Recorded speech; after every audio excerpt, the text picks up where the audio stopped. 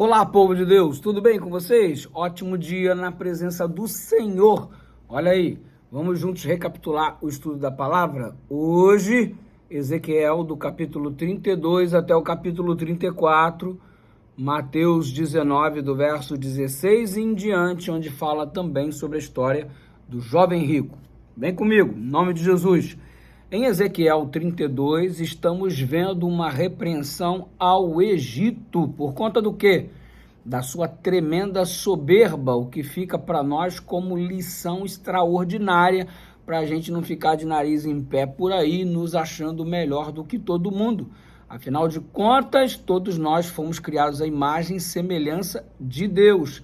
Afinal de contas, todos nós, se Jesus não voltar antes, iremos para o mesmo lugar, para a sepultura, ou seja, todos nós temos a mesma origem, todos nós temos o mesmo destino. Por que razão nos sentimos tão melhores do que os outros, tendo em vista que todos nós temos a mesma característica, infelizmente? Qual é essa característica infeliz? Todos pecaram e destituídos estão da glória de Deus. Todos nós precisamos de redenção, todos nós precisamos de salvação, todos nós precisamos de Jesus, portanto, todos nós somos iguais neste sentido. Agora note, a soberba se torna algo insuportável, especialmente porque os soberbos não escutam ninguém. Eles acham que não precisam escutar ninguém, porque a opinião deles tão somente é a dona da razão. Você tem dificuldade com soberbo porque eles não pedem desculpa. Como é que alguém que acha que não errou vai pedir desculpa? Isso é complicado, meu irmão. E por não precisar de alguém, eles se tornam inacessíveis, inclusive para o próprio Deus. Porque se você acha que não precisa de Deus, então Deus não vai invadir a sua vida. Portanto, o pecado da soberba e do orgulho é o que menos esperança incute, diz inclusive a profetisa. Olha só o verso 2 do capítulo 32. Filho do homem, entoe um lamento a respeito do faraó, rei do Egito. Por quê? Diga-lhe, você é como um leão entre as nações, como um monstro dos mares. Outras traduções diz como um crocodilo, contornando-se em seus riachos, agitando e enlameado nas suas águas com os pés. Ou seja, acha que é um leão, mas na verdade não passa de um crocodilo que vive na lama. Assim é a vida do soberbo. Ele se acha sempre maior, mas não consegue enxergar a sua própria realidade. Lá no capítulo 33, estamos vendo o vacilo de um sentinela. Você observa, por exemplo, o verso 6, que existem sentinelas na cidade. Mas se a sentinela vir chegar a espada e não tocar a trombeta, ou mal se aproxime, ele não avisa, não se preocupa em cuidar das outras pessoas que estão sob sua realidade. Para divertir essas pessoas, o povo e a espada vier e tirar a vida de um deles, aquele homem morrerá por causa de sua iniquidade. Mas considerarei a sentinela responsável pela morte daquele homem. Ou seja, o sentinela tem uma grande responsabilidade, avisar aos outros quanto ao ataque do inimigo, e se este morrer por conta deste ataque, aquele que não avisou passa a ser responsabilizado. Isso me faz refletir na nossa responsabilidade de sermos apregoadores do reino, sentinelas do reino que tocam a trombeta diante da vinda iminente do Filho de Deus. Se alguém não estiver preparado por conta de não ter sido avisado a tempo, obviamente, o sangue será derramado sobre a nossa cabeça. Mas tudo isso é uma figura para que entendamos a responsabilidade que temos quanto a ajudar outras pessoas. No capítulo 34, estamos vendo uma crise gigantesca de credibilidade. Porque imagina que o sacerdote seja aquele que deve tocar essa trombeta, o sacerdote seja aquele que deva preparar o povo, o sacerdote seja aquele que deve aproximar o povo do Senhor através da instrução que ele, o sacerdote, dá concernente à palavra. Imagina se o sacerdócio faz o seu trabalho mal feito ou simplesmente não faz. O resultado é que o conhecimento acerca da salvação que devia chegar às pessoas, então, deixa de existir e, consequentemente, como tomar uma decisão, uma lauda de um Deus que você nem ouviu falar. O sacerdote tem uma função extraordinária, importantíssima. No entanto, vive no capítulo 34 de Ezequiel uma crise quanto à sua credibilidade. E é muito ruim, né, quando uma instituição ou um grupo de profissionais enfrentam uma crise de credibilidade. Imagina só, todos os policiais enfrentando uma crise de credibilidade, todos os políticos enfrentando uma crise de credibilidade. Quem é que vai acreditar num político? Quem é que vai acreditar num policial sem que ele seja corrupto?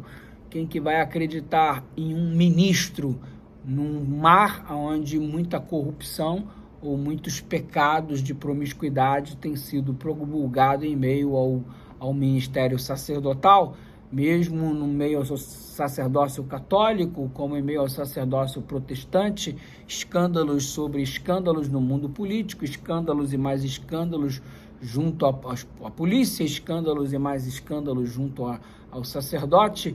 E aí você, quando vê um grupo de pessoas submetido a uma prática escandalosa, a credibilidade vai parar na lata do lixo e a função que deveria ser desenvolvida, infelizmente, não ocorre. E aqui no capítulo 34, uma repreensão em especial para os ministros. Filho do homem, profetize contra os pastores de Israel, profetize e diga-lhes assim, diz o soberano Senhor, ai dos pastores de Israel que cuidam só de si mesmo, acaso os pastores não deveriam cuidar do rebanho? E, obviamente, você tem isso não só na função ministerial do pastor, figura, por isso devemos orar pelos nossos pastores, para que o Senhor os sustente, os ajude, os guie, os dê sabedoria, e que eles sejam convertidos a cada dia, todos nós.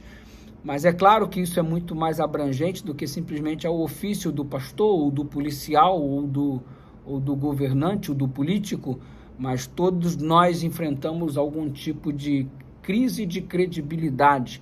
E o que se dizer daqueles que administram as finanças, o que se dizer do chefe de família, o que se dizer da figura e do papel do pai, o que se dizer da figura e do papel do homem, da figura e do papel da mulher.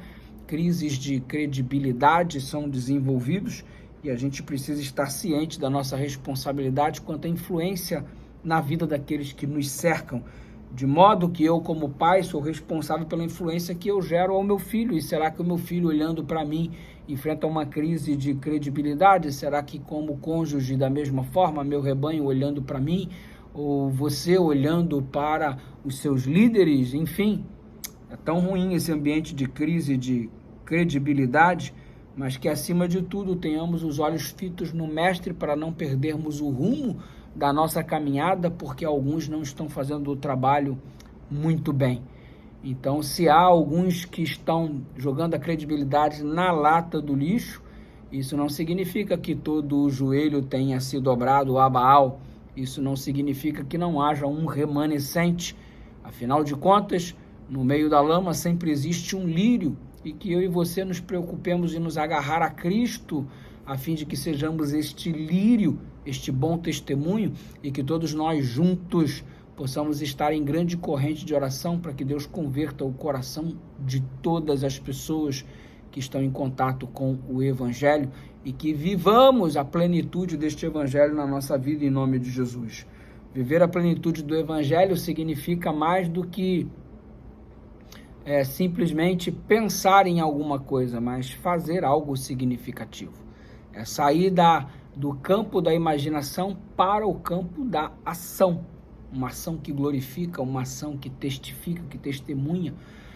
E agora chegamos aqui em Mateus 19, do verso 16 em diante, e verificamos a história do jovem rico, que ele questiona o que farei para herdar a vida eterna, e Jesus vai lá no calcanhar de Aquiles dele, no cerne do problema, que é o seu amor ao dinheiro.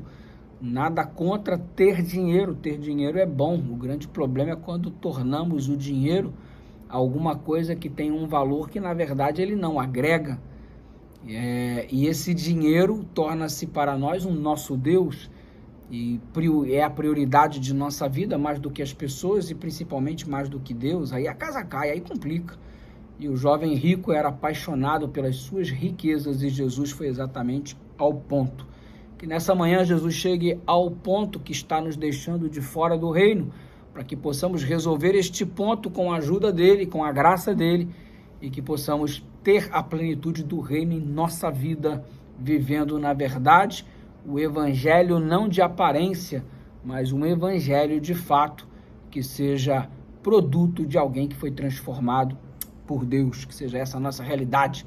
Um beijo no seu coração, graça e paz. Amanhã tem mais, curte e compartilha. Esse é o nosso Super Ano Bíblico. Estamos juntos.